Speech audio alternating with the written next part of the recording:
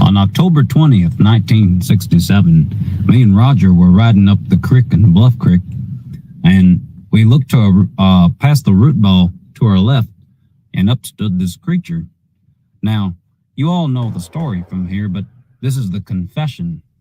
So, when I chased this creature up the bowling alley just after the sandbar there, she kind of put her two hands on this log and started to bend over and shake her rear end there profusely, and I saw those Bigfoot cheeks clap. And I looked back, and Roger, he was doing some relaxed dance, and he said, "Now everybody in the club getting tipsy." I'm not sure what that meant. And, well, all I thought was, they really are real. They really do exist. So that's the confession, and Russell Accord can suck my... Yeah, well, a lot of folks did call him Too Good, but that wasn't because he was sporting two pistols. That was because he had a dick that was so big, it was longer than the barrel of that Walker Colt that he carried.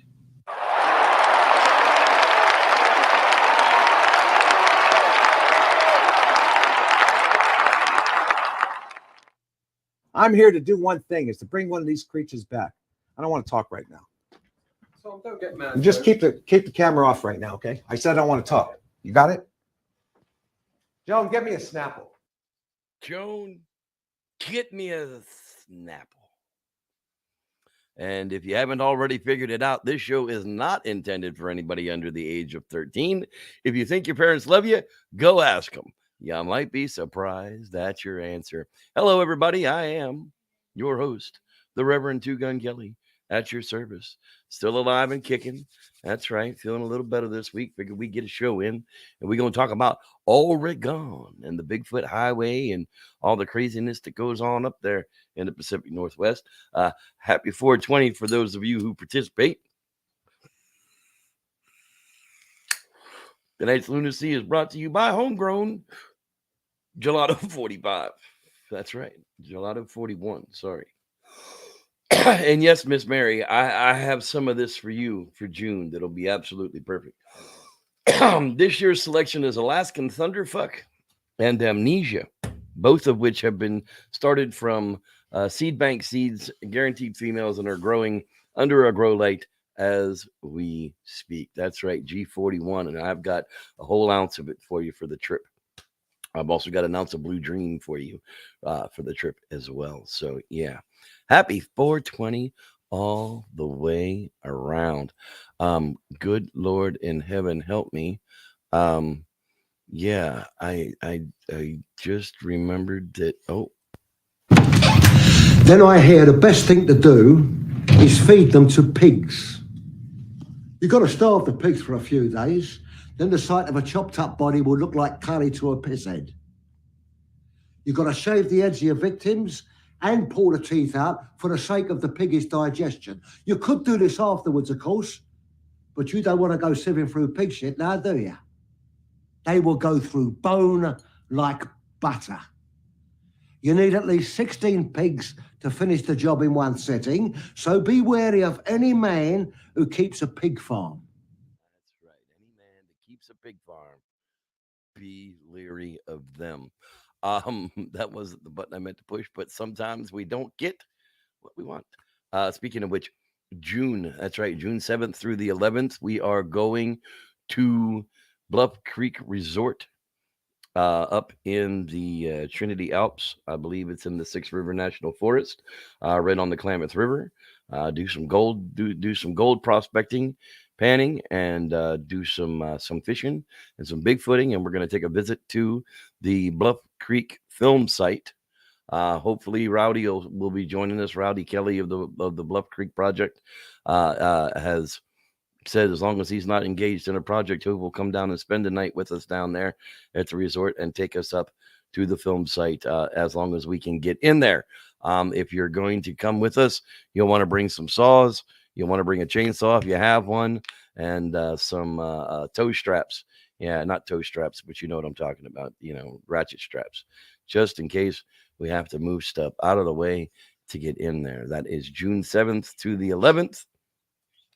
I am not having any doctor's procedures before then, so this trip will be happening. On the medical front, yeah, it is what it is. Next week, next Thursday, I go see the cancer people down at UC Davis.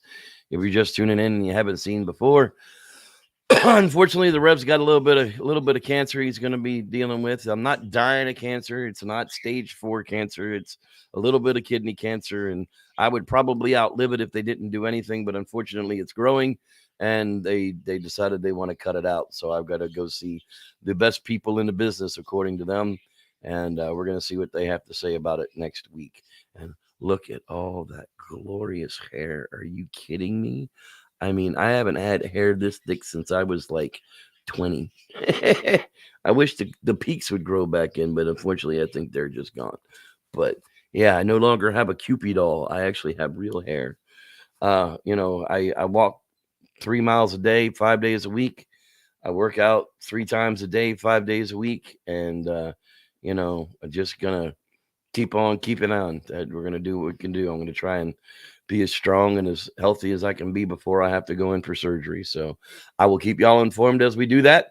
And we're going to move right the hell along tonight. Don't forget to check out my friend's YouTube channel. Oh, God bless it. I keep clicking the wrong damn one at Live Today Wonderland. They got a couple of 3 new videos up since the last couple of weeks. They actually have a winter snowstorm camping in the teardrop trailer. These guys are insane. They really are. I love it. I would do it, but I don't have anybody that will do it with me, which is nuts. And then primitive camping in a teardrop in Indiana. So if you want to check out some foodie and some camping stuff, the Live Today Wonderland is definitely a place you can check out.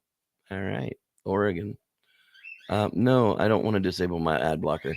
You people put entirely too many ads in, which is why I have an ad blocker in the first place. You dumbasses. All right. We're going to try and move right along here. Voice is a little weak, but it is what it is. These damn allergies just won't leave me the hell alone. And that was a Pepsi Complete, as suggested by my man Rodney Dupree. And if you've got GERD, my God in heaven, these are a godsend for me. They really are. So it's no secret that Oregonians are obsessed with Bigfoot, as it's evident in the abundant stickers from the backs of cards and inside of coffee shops to the busy stores in Portland, all the way to the quiet shops on the coast. They're everywhere. Well, let's be honest. If Oregon had a state mascot, well, it would probably be Bigfoot.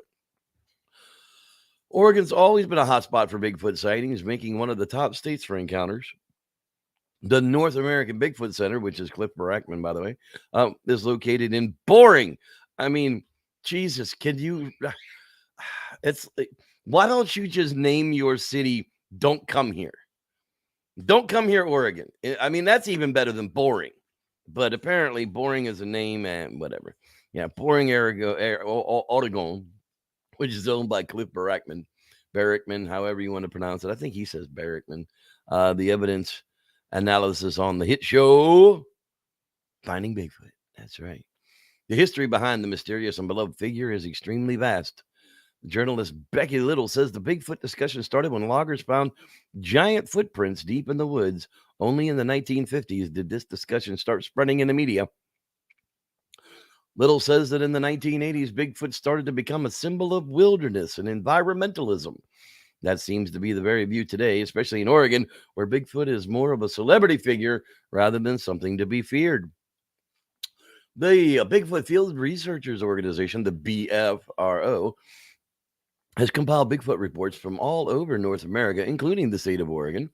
The organization only includes sightings in their database that they have been investigated by researchers for credibility, ranging from field researches to lab analysis. The BFRO will write a report on a sighting after successful interview with the witnesses. So let's take a look here. Experience reported by the BFRO happened to a witness driving from Portland to Lincoln City in December of 2003. The witness describes driving with their brights on while they slowed down because a large animal was on the side of the road. The creature crossed the road on its hind legs, taking only 4 steps to get across. It was dark brown and over 7 feet tall. Typical road crossing type of scenario. We hear that a lot. And driving towards Portland in January 2002, a woman and her son reportedly saw an 8-foot tall creature with hair like a mouse crossing the freeway towards the Columbia River after they had just passed the, I can't pronounce that, falls. The BFRO reports that another incident happened just two gold panners in another city I can't pronounce. The dyslexia man is just screwing with me tonight. During July of 2013, they both observed an upright bipedal creature with dark fur sitting on a log on a ridge. The creature spotted them, got up, but sat down again like, nah, screw them. I ain't afraid of you. This is my woods, bitches. In Umatilla County, now I know how to pronounce that because I used to go to Umatilla in Florida, which is on the way to the Ocala National Forest just outside of it. In August 2020, a camper and their son heard a growling sound, followed by a high-pitched scream and a whooping sound, ending with another growling sound. Yeah, I wonder if the growling sound was something like this. I don't know. I digress. Whether people believe in Bigfoot or not, there are numerous reports from witnesses where they believe they encountered the creature. Oregon is just one of these states that has a list of sightings.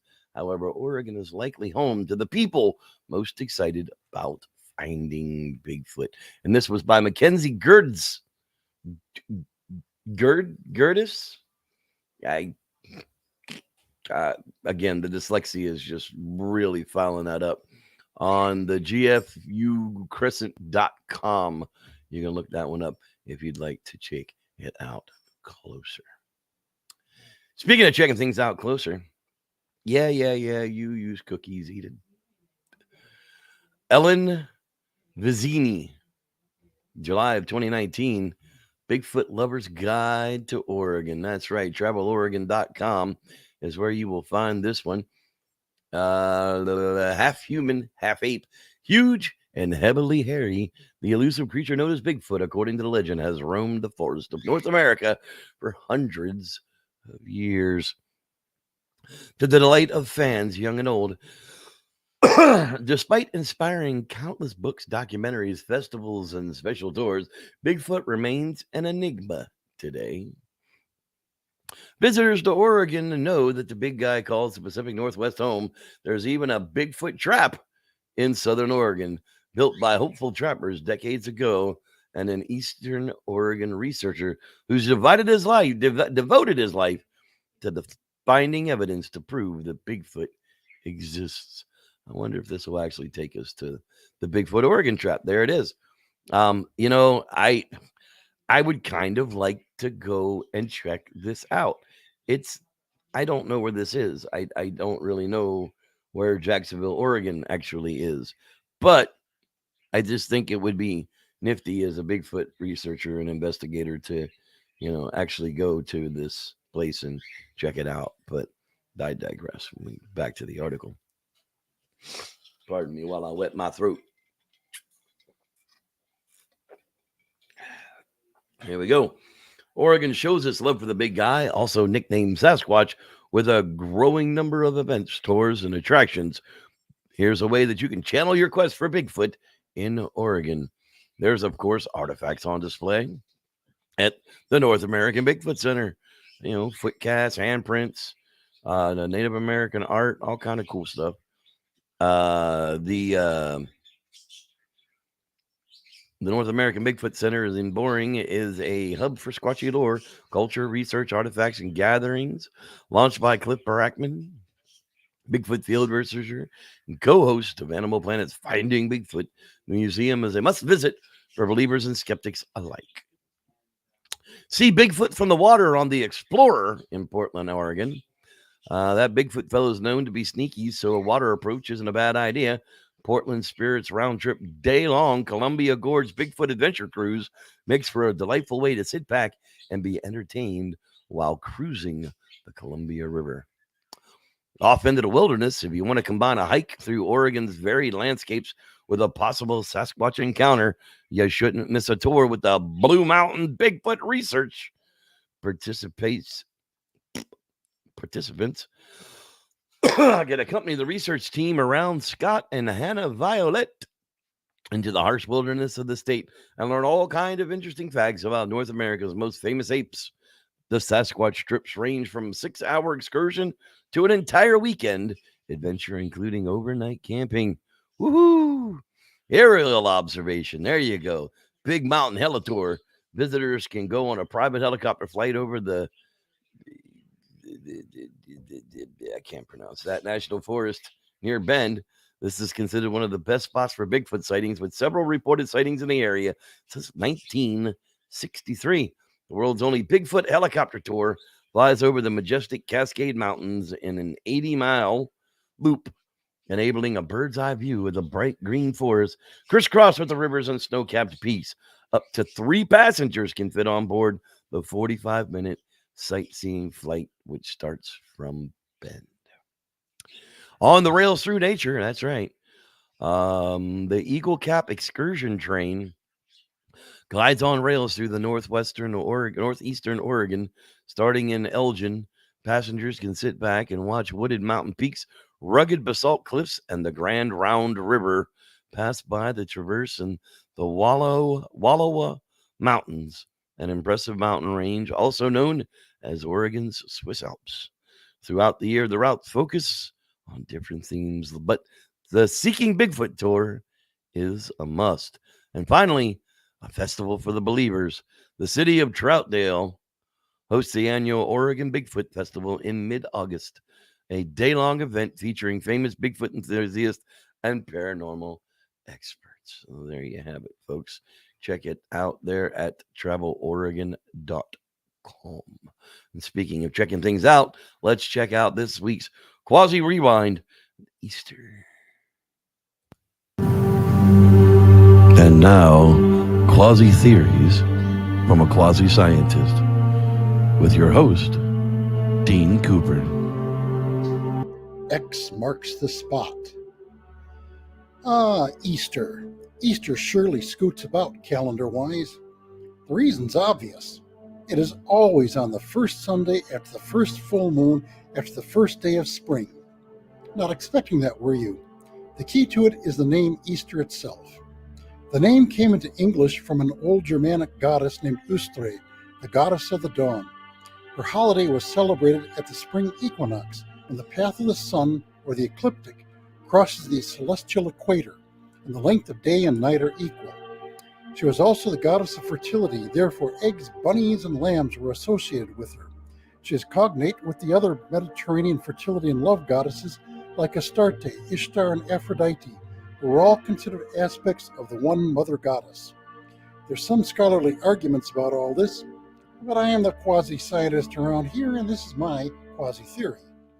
Now, how do we get from the equinox to the correct Sunday for Easter, and what does it have to do with the full moon and what all? Many forms of the mother goddess had sons, and the father was usually a sun god, and the son was equated with the father. Many of these sons of gods died and resurrected for the sake of their followers, and they did it on or near the spring equinox. The path of the solar ecliptic and the celestial equator make an X where they cross, both in the spring and fall. These various sons of God, many of whom were crucified, died in the spring, at that point when the sun is at the same center of the big X mark in the sky, the big cross in the sky. Having your son of God resurrect on a Sunday is highly appropriate. Most of these goddess mothers of a son of a god were moon goddesses, so you had to get the moon involved, and the full moon has been associated with regrowth and fertility in many cultures. On the other hand, officially, Easter Sunday is the first Sunday after the first full moon, after the first day of spring, because the bishops at the Council of Nicaea voted to make it so in 325 AD. On the third hand, that council was ruled over by the Emperor Constantine, who had a hard time distinguishing Jesus from Solus Invictus, the form of the Persian god Mithras that he previously worshipped. Go figure. This has been Dean Cooper, quasi-scientist, enlightening you with my quasi-theory of the week. You may read the text of this on my blog at bydean.com. That's BHAIDIN.com.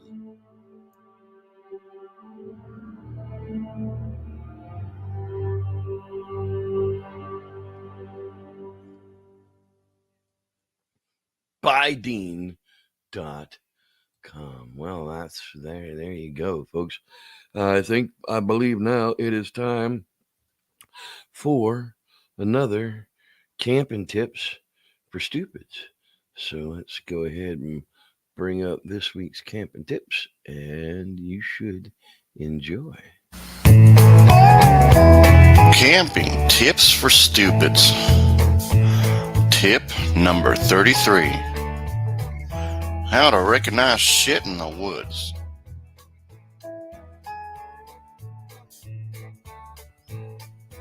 The wilderness is full of shit, and even more importantly, animal shit. But what animal should be a red communist flag to you? Some shit you just gotta avoid out there.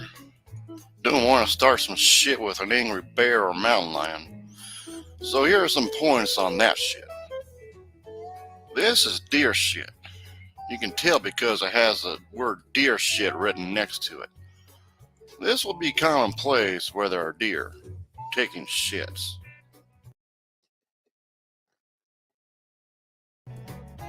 But what you really need to look out for are these, which aren't such common shit. This is cougar shit. It's basically cat shit, only bigger. Like this shit right here. This is bear shit. Does a bear shit in the woods?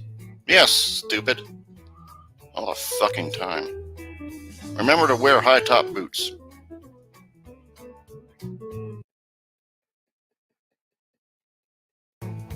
And lastly, this is Godzilla shit.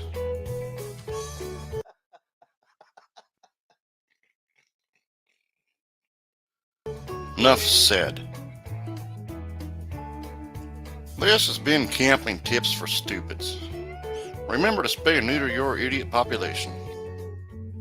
And if you like this shit tonight, be sure to go and subscribe to my new YouTube channel, Gun Camping.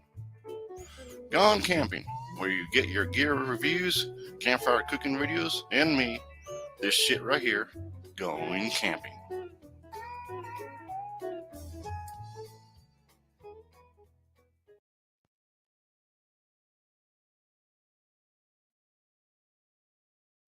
Oh God, what the hell? Okay, there we go. Thank God for Jevin Moore. Seriously. Am I loud enough out there tonight? For some reason, my ears aren't picking up much, but I sure hope that you guys can hear me. Let's give some shout outs here to the hangout. Looks like a bunch of people have been out here tonight. Let's see here. There, of course, is Mary and Aaron Duncan, the Duncans. That's right. Tonight's episode brought to you by the Indian Creek Hatchery. That's right. If you got a few bucks and you want to send it to somebody, send it to them people. They do really good work. 90,000 Chinook salmon into the river, back into the world every single year by these guys. Hard work. All volunteers. Nobody makes any money. Maria, hello, Bella Allegria, hello there, young lady. And of course, the Quasi man himself, Mr. Dean Cooper, was in the house, who's already retired for bed. But it happens. There's Shane Barber. I hope you're feeling a little bit better, buddy. I see you're watching the crap out of the older shows. I love it, man. You know, it's like these Gone Campings. Most of them have only ever been played once. And when I'm doing the show, I'm kind of doing a lot of things while those things are doing things. And so a lot of times I miss them. These days, I'm just kind of sitting back and listening to them. And it's just, it's hysterical. Lance Windsor. Hello there, sir. Glad you are with us as well. There's that jackass Jeffrey Kelly. Just can't get him to shut up.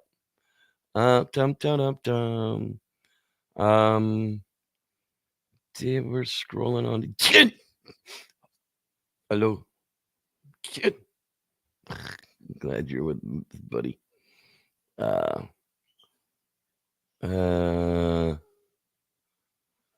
Yeah, crossing the streams is bad. Don't cross the streams. Have you been checking out that Johnny Depp friggin' Amber Heard trial? Oh my God. I don't know when Johnny Depp became a mumble mouth, but you can see aspects of Jack Sparrow when he grins about shit. Like, well, how many drugs did you do that day, Johnny? And he's like, well,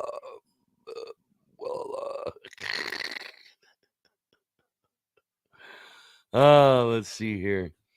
Martin SV. Hello, Martin. Happy 420 to you too, sir. Glad you're checking in from Long Island, New York.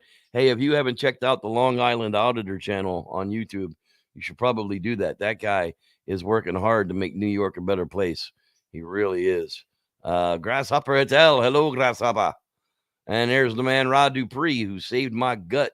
That's right. My insurance company wouldn't pay for shit, but Pepsi Complete, I kid you not. If you suffer from acid reflux and you need something that works, this shit works.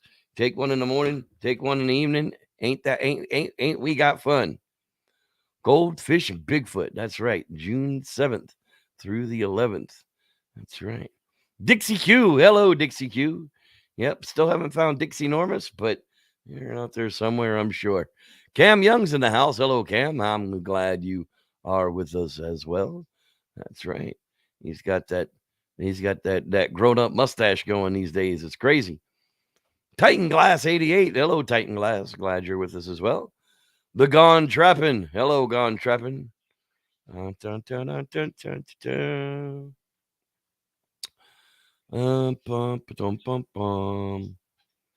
Tommy from Boston. We missed you, buddy. Glad you're back. Let's see here. Who else is Kevin K? Hello, Kevin K. Glad you're with us as well. There's the Viking, Ken Reif himself. Hello, Ken. And getting down the bottom. You ain't said hi. I don't know you're here, so I can't say hi to you. And there we are. Brown Dwarf, there he is. He's checking in with us. Hello there, Mr. Glenn. Glad you are with us, sir. And we are at the bottom. Pepto guy. Pepto yeah. Good luck. Sorry. Now I'm a GERD snob. Yep. I took the beard off. We're down to just kind of the big goatee for the summer. It's just gonna be too hot. I may even have to, with surgery, I may have to go ahead and even pull this back. But if you look at it, it's really like one giant mustache now. If I split this out and curled it up, I'd look like, Hercule Poirot. Whoever that guy really was. I don't know.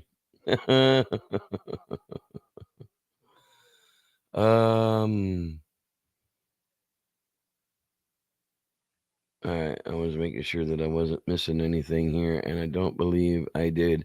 If I missed your name, speak up. I'm sure Mr. Fang 33333 is out there somewhere as well. Okay, back to it. We got one more article to talk about, and no, I am not signing in, so you can. I can tell you what to do, but I would probably be. I don't know. I'm already demonetized, so I guess it wouldn't matter, would it? Oregon Bigfoot sightings. Which county has the most? This was updated in May of 2019, so it may have changed since then. But Bigfoot crossing signs and along a roadway at a park dedicated to Sasquatch in Clearfield. Bigfoot crossing.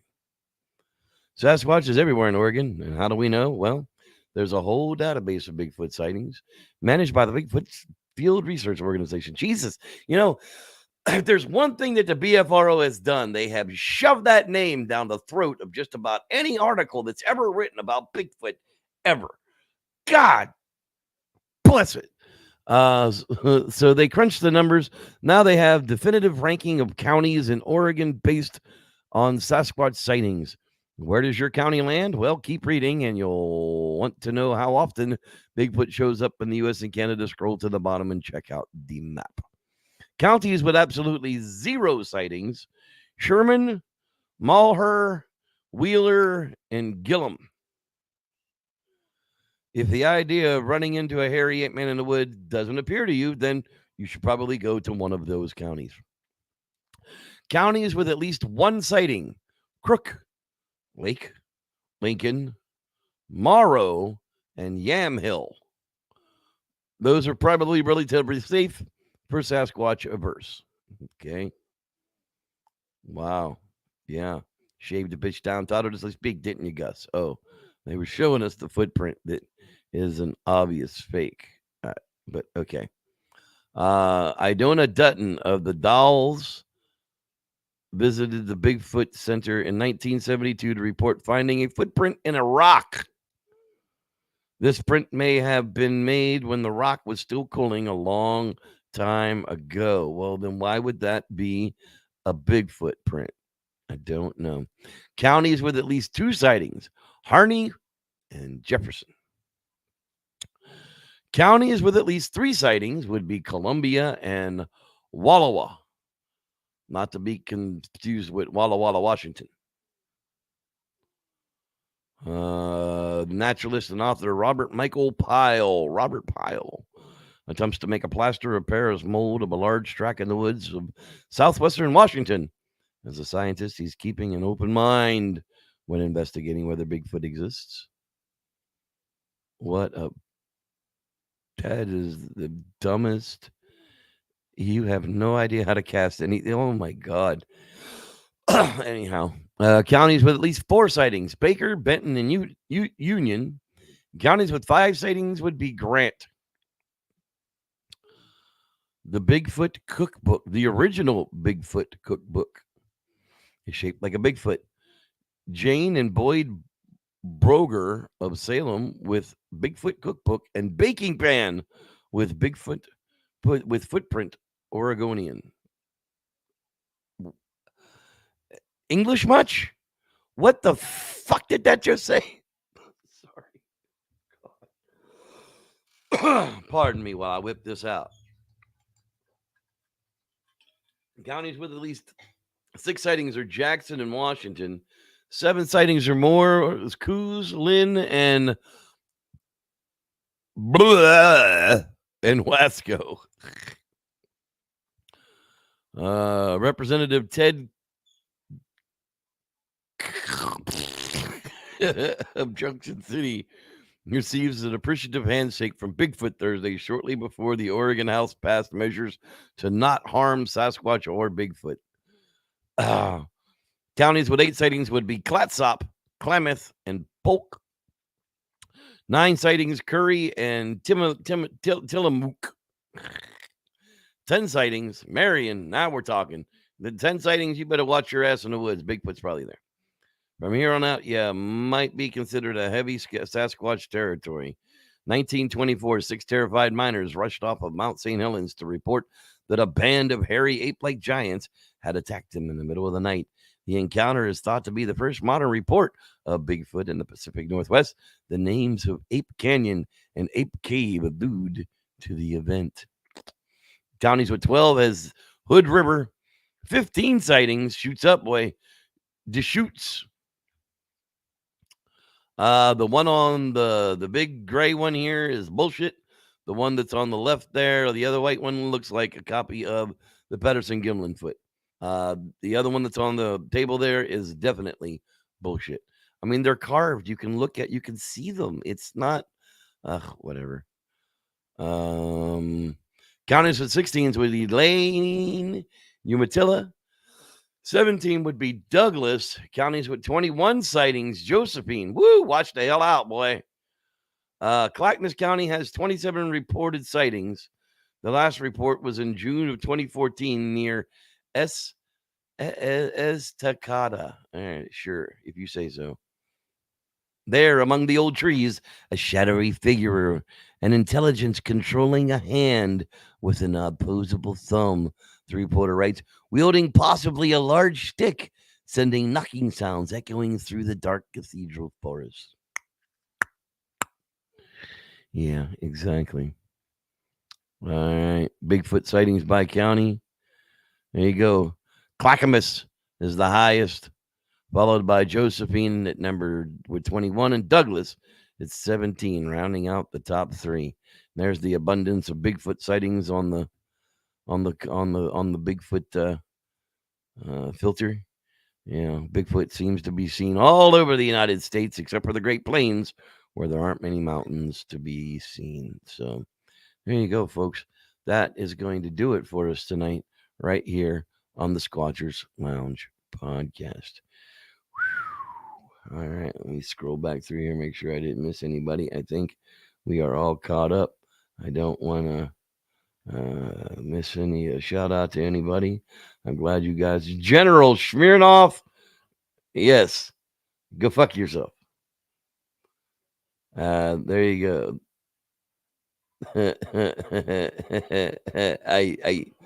I kind of dig it. It's funny. As long as you don't end up being a troll, everything will be wonderful. And with that, everybody, yeah, that's right. Yosemite Jeffrey, that's right. Yosemite Sam. God darn tootin' kids, I'm gonna. Oh wait, no, that's something else. All right. Yeah. For sure. Be well. Until next week, we'll see you again. And until that time, may the Squatch be with you. Enjoy this Bigfoot campfire story. It's definitely one of my favorites. Welcome to another episode of Real Bigfoot Encounters with Reverend Jeff. Again, this week I dig deep into my own encounter reports to bring yet another intense run-in with the hairy ones of the forest. Grab a drink, sit back, relax, and enjoy the story.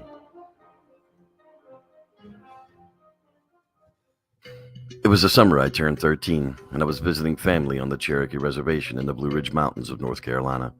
With me being a half-breed, it made things difficult at times to be included with the tribe for ceremonies and the like, but this time it was different. Grandmother had arranged for me to spend the entire summer with the tribe. It was time I learned the native ways. So I packed up my woods gear and got shipped off to the reservation to become a man. Things got interesting very quickly as we went from being treated as youngsters and the elders began to treat us as men. This included the laws of the hairy ones that governed us to use the forest lands. We were told stories of the hairy man from time to time, and that was when we were small children. Tales of how when children and women would venture too far from the campfires, they were grabbed and taken, never to be seen again by those that lurked behind the trees. The boogeyman type stories, but based in some feeling of truth and told to protect the tribe. But this was different. It was explained that taking more than is needed from the land, be it resources for huts, camps, or food, for more than you can feed, the hairy ones will make you answer for it in ways you may not enjoy. I must admit my Cherokee has never been the greatest, and much of the stories that were told I had to get secondhand afterwards. I was sure I caught the meaning, but none of us younger ones took it literally, more like traditional tales as to why it's important to manage the land and food within. But oh, how we were wrong. We were sent out by twos for 3 days into the woods to set up camp, hunt, and fish for food, and show that you've learned enough to survive. I was lucky my cousin John Standing Deer, my older cousin by a year, was chosen to be my partner, and he was a bona fide badass, defending his mother from a wolf at the age of 10. It was his claim to fame, and his bravery was never in question. John and I set off for our quest the first light on day one. He insisted we travel nearly 15 miles before we even thought about choosing a camp, as that was where the best fishing was. All we were allowed to take with us was a hatchet, a fixed blade knife each, and a cane pole for fishing. The rest we would have to fend for ourselves. The hike was very uneventful, as John actually knew the way. He had made this journey often with the tribe members. At one point, he stopped and looked behind us when we changed directions several times, thinking that we had been followed by someone. But we continued on to our destination. We arrived at mid-afternoon, and we chose a camp location near a freshwater brook that seemed to be jumping with life. John and I cut some lean-to poles from the surroundings and constructed a shelter before the sun went down. Shortly after, we made our way over to the river's edge and dug for some fishing bait and started to fish into the evening. Just about dark, John had me go back to camp and get the fire started. I started to get an uneasy feeling. I had found a flint rock down by the brook, so I struck it against the blade of the knife and got the fire to take spark. As the firelight started to pick up, I swear I saw something cover its eyes and then move into the dark. It surprised me at first, but I quickly dismissed it as imagination. Just then, John returned with the fish we had caught. They were cleaned and ready to be cooked. He set up the fire to cook on, and we fire roasted the fish to feast on. We sat around the fire, eating our fish and telling stories of our lives as kids. We'll often do when they heard what sounded like a sigh come from the forest behind our position. We looked at each other and took note of it, but without a flash of light, there wasn't much hope of seeing into the darkness. We laid back, looking at the Milky Way, pointing out constellations and finding pictures in the clouds, when I saw it stand up. A shadowy figure just out of the firelight had risen on 2 legs and was staring directly into our camp. I looked over at John and quietly mentioned what I saw. He looked at me in disbelief, yet he knew me not to tell untruths, so he slowly rolled over and began to get a better look. It seemed the moment that we moved, all the shadows stepped back into the darkness and it was gone from sight. John and I set up 2 more fire rings to create a triangle around our shelter and to illuminate as much of our surroundings as we could, yet nothing seemed to move. The oddest thing was there were no sounds at all. Not a creature, not a bird, not a cricket. We could hear the brook and nothing else. No owls, nothing but total silence. Soon after, the sun rose and we walked over to where I had seen the figure, and sure enough, the ground was disturbed and there was a small rock stack right there where I had seen the shadow rise up. John then said it must have been a hairy one, and we shouldn't be worried as the stack approved of what he saw. We went about our day setting up a small game snares and improving our camp with water trenches and creating our own powwow area, as we called it. Soon, half the day was gone, and it was time to prepare for the night once again. So we collected and stacked enough wood for the night and began to check our traps. We had been very lucky, and 3 of the traps had been tripped. 2 cottontails and a gray squirrel. Boy, it would be a feast tonight. We didn't reset the traps as we'd be leaving in the morning, and we took our catch back to camp. We only had a center fire burning at this point, and John had gutted and skinned the animals, but instead of burning the organs, he placed them near the tree as an offering for our visitor from the night before. We sat and ate well into the night, even putting some of the cottontail meat onto a stick to dry for the journey home. It seemed late into the night when we heard footsteps approaching our camp. They seemed to stop, and John called out and welcomed whoever it was in Cherokee, but we heard no response. We let the fire die down a bit, and our guest came closer. It sounded as if they plopped right down in the leaves just outside of camp. We could hear it breathing. Every once in a while, a low whoop would come sounding from the darkness. John and I sat quietly watching the shadows from where the sounds were coming. All night long, it was plain our visitor was with us. At one point, a pine cone arched up into camp, as if to say thanks for the food. Just as first light appeared on the horizon, we heard it get up. It stood there motionless for what seemed like forever, and then with just enough light, we could make out our guest. 8 feet tall, as wide as a moose, arms reaching high into the tree it was standing under and grasping a branch as it's staring back at us. Covered in hair, a face much like a man, yet somehow more animal-like. Thinning at the waist, big powerful legs with forward-facing knees and almost a smirk on its face. It released the tree branch, which sprung back up at least 2 feet, turned towards the side, and what seemed like 3 steps, it was gone from sight once again. We both stood there in amazement as the hairy one had revealed himself to us. It was difficult to think about what we were supposed to do next. As per tradition, the elders would have sent out the best trackers to find us by now, and they wouldn't have long to go before they were able to inspect our camp and hear of the time of our quest. We quickly checked out the snares once again to find 2 more rabbit. We skinned and prepared the meat for the trackers' arrival as good hosts should, and awaited them to come. Sure enough, within 3 hours, the tribe trackers had found us, and they were well impressed with our camp. We sat by the fire eating rabbit, and John brought up our hairy visitor. The trackers were impressed with the claim in which we recounted the details of his visits. Matt Flying Crow, the leader tracker, said he had found some tracks of the shadow lurkers on his way to find us that were not more than 2 miles from here, and that was the clue that gave him the direction to find us, as we had done a very good job in covering our movements. The 5 of us covered up the camp and returned it to as near as untouched as we could, grabbed up our rabbit furs, and headed back to the village. Along the trail, Matt had shown us the tracks he had found on the way in. At least 19 inches long and half as wide as the heel, 5 toes on each foot and 2 tracks, not 4. We returned to the village far after nightfall, and we were taken to the elders first thing.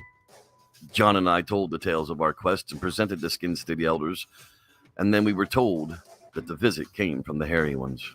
The elders explained that we were in the midst of the forest, and the forest was pleased so much so, the hairy ones blessed our quest, and we should be thankful, but we should keep this tale of the hairy ones close to our hearts, as it was intended only for us. After that summer, John and I had a few chances to get back up to the brook and camp of our youth. We spent many nights fishing the same waters as we had that weekend, but we've never seen the hairy giants again. I've only spoken to this of a few people that I trust. I just feel that it was time the people know the truth. These young natives found peace and reassurance in their quest to become men. Tales from the native people of the Americas go back much further than the stories of 1958. To them, these beings are part of their history.